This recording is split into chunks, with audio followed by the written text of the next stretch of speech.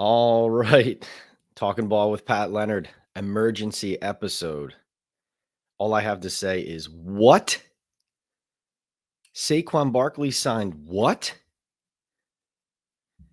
Barkley and the Giants get a deal. Great news for Giants fans. Great news for the Giants team. Great news for general manager Joe Shane.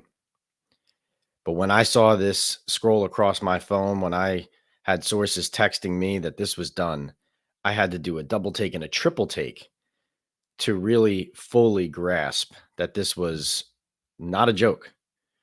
Saquon Barkley, after all of this, signs the franchise tag, signs a 1-year contract worth up to $11 million guaranteed.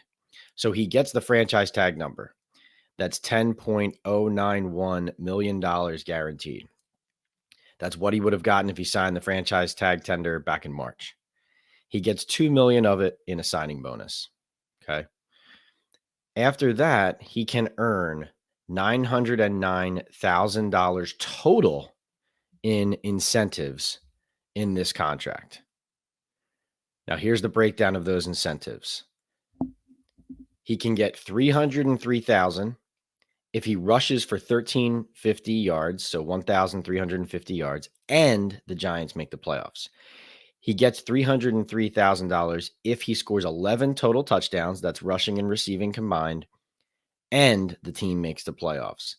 He gets a $303,000 more if he catches 65 passes, so 65 receptions, and the Giants make the playoffs.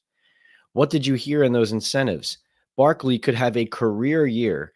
He could have 1,400 yards, 12 total touchdowns, and 70 catches. And if the Giants don't make the playoffs, he doesn't get a dime of those incentives. This is an all-time humbling signing by a player who had some leverage on his team here. He had his services. The fact that if he sat out training camp, if he sat out real games, he might be able to move the needle a little bit on this key fact.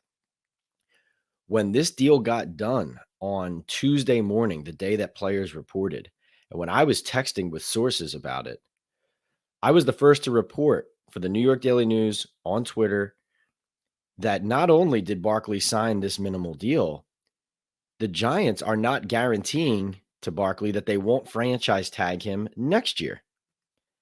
So Barkley did not even gain the ability to not be tagged by the team and to hit free agency after this season. We are, of course, here sponsored by Bet Online, and just want to remind you, Bet Online is our number one source for all your betting needs. Get the latest odds, lines, and matchup reports for baseball, boxing, golf, and more.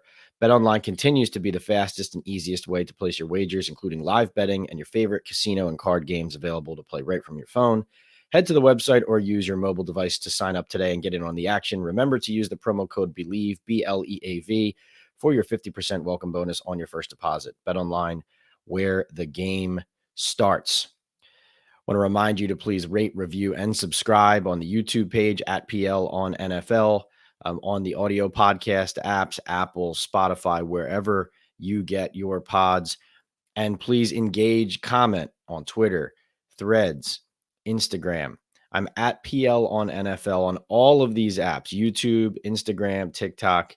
The only one I'm not is on Twitter at PLeonardNYDN. And of course, go to the Daily News website for the latest as NFL and Giants training camps kick off.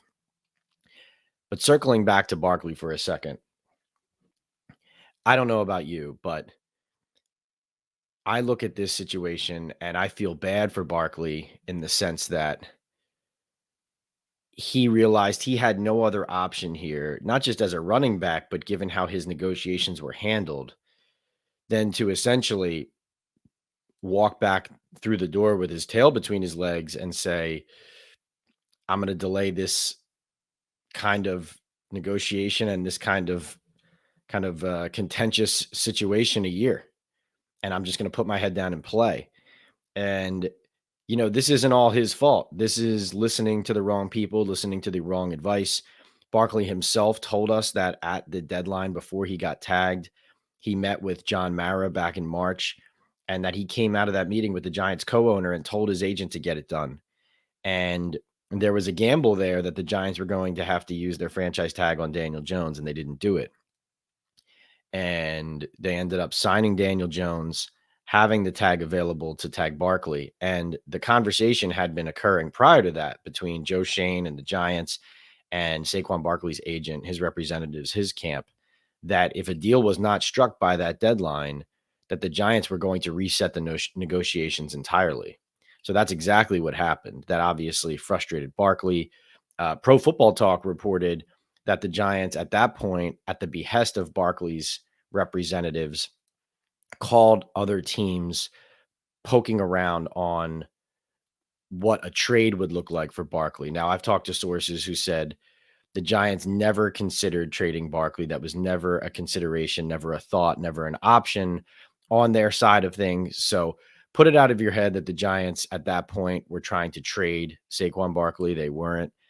But it is true that Barkley's side wanted the Giants to gauge the market, because really what their plan had been all along was to look into, okay, if we get to free agency, if we don't get franchise tagged and we don't sign the Giants deal they're offering us, we believe on the Barkley end that the market, the open market, will be able to help us build out what a contract would look like that ideally we'd like to sign here in New York, stay with the Giants, just get the money we feel like we deserve. So this was kind of an extension of that. I know it was reported, I believe Ryan Dunleavy of the Post reported that the Miami Dolphins poked around most, trying to pry Barkley away from the Giants at that juncture. If you've been following us here, you know that the Miami Dolphins, we have discussed them as like if Barkley was shipped out or Barkley and the Giants did part ways, they were one of a handful of teams, along with like the Buffalo Bills and the Kansas City Chiefs, who absolutely would love a luxury piece like that, a finishing piece at running back. So certainly makes sense there. This relationship between Barkley and the Giants, the hope obviously is that he helps them win, reach another playoff berth, win more playoff games, and on into the future. But we could be talking about this at the trade deadline again here. If the Giants start really poorly this season, they have Barkley on a 1-year tag. He, at that point, could end up getting frustrated and want to play for a contender. And the Giants and Barkley could decide come late October that it's not worth going through another contentious negotiation next year. And maybe the best thing for both parties at that point is for one to have an opportunity to win and another to get something back. But that's living in a hypothetical world that we're not existing in right now. Where we are is the Giants really avoided a major distraction and a major drama that would have hovered over their entire training camp. You can't overstate how significant that could be, especially with Brian Daboll, who, listen, he puts on a friendly face. He puts on a holly jolly kind of nature, and he is a relatable guy, but he is an intense, kind of wound tight coach who really, you watched him out in the spring. I mean, he was snapping at people pretty consistently, and he wants to not only build on last year, but you can tell the pressure is on in New York and New Jersey to build on the exceeded expectations of Daboll's rookie season at 9-7-1. Without Saquon Barkley around all spring through mandatory minicamp and the threat of it happening up to training camp, this is a team that from Daboll's end really needs to deliver, needs to hit the ground running. And so you can sense that. And so the ability to get Darren Waller into camp, get Paris Campbell into camp, get Bobby Okereke into camp, get to East Rutherford and have Barkley on the field as well, as opposed to everybody sitting there asking Joe Shane, asking Brian Daboll daily about where Saquon Barkley is, why he hasn't signed, how in the world do they expect to succeed offensively without him. This is something that really, I promise you, would have been something that would have rattled the Giants and Daboll, at least from the vantage point of what he wanted to start and what he wanted to build this offseason versus what he was going to have to contend with if Barkley had skipped. And that's why I can't believe that at the end of this, if you're Saquon Barkley and his agents, You either push this to the limit if you push past that deadline for a multi-year deal, or you take a deal. You don't end up in this middle ground where you then sign this deal before you even walk into training camp and you get virtually nothing out of it. We are a week out from Saquon Barkley and his agents declining an offer that was in the 12 to 12.5 million dollar range with 22 to 25 million dollars guaranteed. And they say no to that multi-year deal. And then a week later, Barkley signs a 1 year that earns him up to $11 million. And that, like we said, that extra million at the end of it is unlikely to be earned. He could earn it. It would be great if he earned some of it. Obviously, if he earns any of it, it means the Giants reach the playoffs, but he barely got anything here. And to have the kind of representation that he had in this process that guided him to, in a direction that he's turning down deals that, even if the guarantee money and per game roster bonuses made it so that it wasn't fully reflective of what the offer actually was.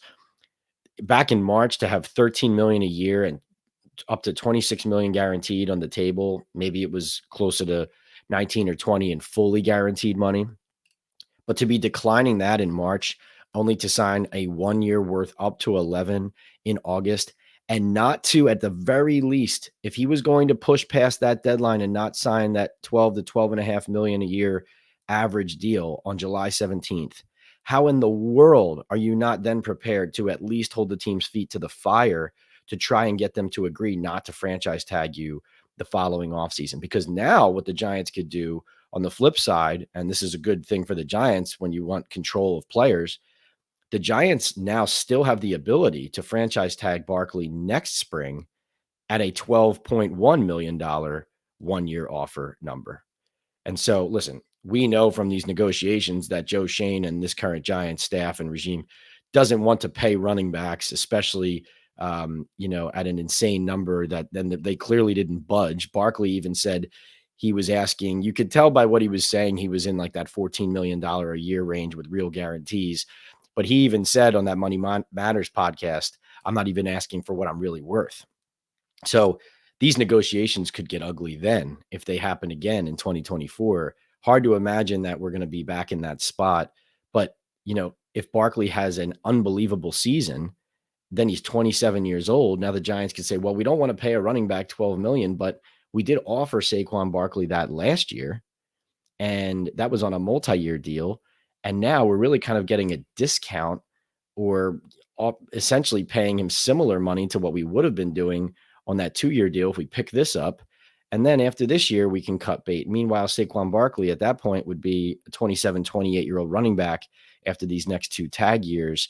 And obviously, with all this tread on his tires, it would be difficult for any player to get a lucrative third contract. But just a mind-blowing result here for Saquon Barkley, and a cautionary tale on who you need to represent you and who you should trust with your money.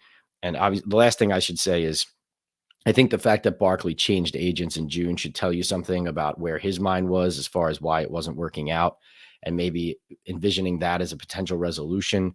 But obviously, joining with CAA onto the team along with Rock Nation and still ending up with this result is just ludicrous. Switching over really quickly, would be remiss if, because obviously this is an NFL podcast as well, even though Saquon has kind of dominated what we've talked about recently. But Justin Herbert, the LA Chargers quarterback, kind of stealing the show before the day was up of Saquon Barkley signing.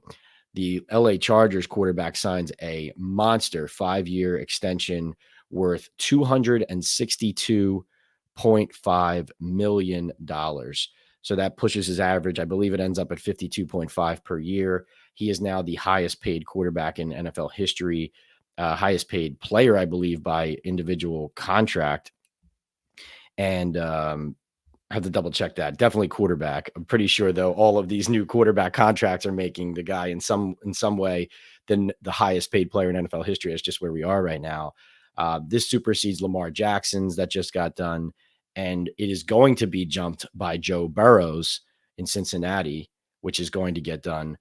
But one thing I wanted to mention about this is, first of all, a lot of pressure on Brandon Staley out in Los Angeles now. A lot of pressure on Tom Telesco and, certainly Brandon Staley. We don't know what's going to happen with the front office there. The organization runs a little differently. Of course, drafting Justin Herbert is a success, but certainly I think that with Kellen Moore there as offensive coordinator, there's an expectation the offense will take off, and then there's an expectation organizationally that Staley will get the team where they need to go with a player like Herbert that they're now paying like this. So keep an eye on the Chargers for, if they fail or if they do not succeed. Of course, not easy when you're in the division with the Kansas City Chiefs and now with Sean Payton coaching the Denver Broncos. But keep an eye out there. But the reason I brought up Herbert as well is I wanted to note, all these deals are getting done because Jalen Hurts got done. And, I think the fact that the Clutch Sports team that represents him got that Hurts contract done the way they did, got him to $51 million. At that time, Aaron Rodgers' $50 million average was the top.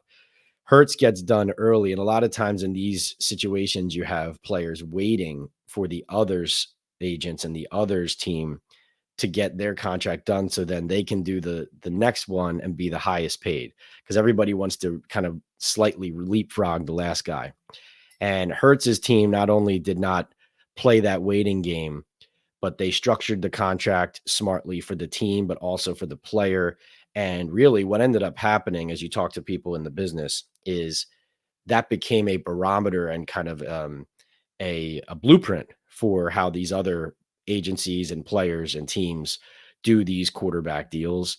So the contract that you should study, and the contract I think you should be most impressed with, even though it is now not the highest average annual value among quarterbacks, is the Jalen Hurts Eagles one. And we'll get into that in a later episode for sure.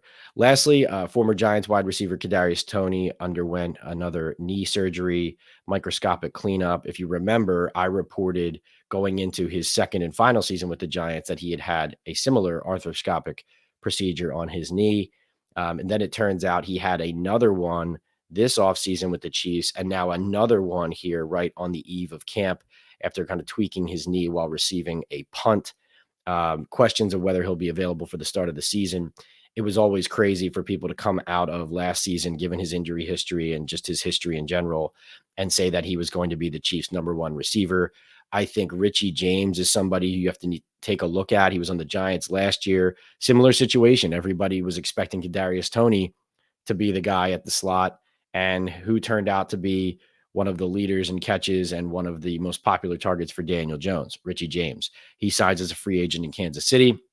I think you should keep an eye on him as a potential top and favorite target of Patrick Mahomes coming down the pike here. And Toney, of course, an incredible Super Bowl. Was happy for him that he had a feel-good moment and made a play and did demonstrate why the Giants drafted him as high as they did after that trade back in the draft at 20th overall when the Bears moved up to take Justin Fields. But, of course, after kind of the ugly back and forth he had with Giants fans this summer and, his lack of maturity and inability to stay healthy, I think you see that so far, that part of his scouting report also extremely accurate.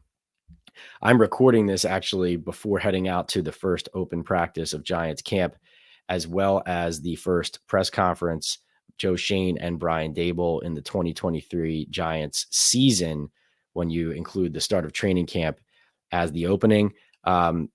Can't believe Saquon Barkley signed that. Can't believe this result. Great news for the Giants, though. And remember, we are sponsored by BetOnline and also Estate 98. Hola, amigos. This is Pat Leonard from the New York Daily News. If you're a coffee lover like me, you're going to love Estate 98. This ultra-concentrated coffee from El Salvador, which dates back to 1798, is the most convenient premium cafe I've ever had. It takes me 3 seconds to make an iced coffee, which is perfect for my busy podcasting schedule and talking ball. I can take it with me on the go, make it anywhere, and with its rich smell and notes of milk, chocolate, and tangerine, this Essentia Day Cafe has replaced my old coffee runs. Go to Estate 98 Coffee on Instagram, order, and enjoy. Salud. Last point I should make about Barkley before we get out of here.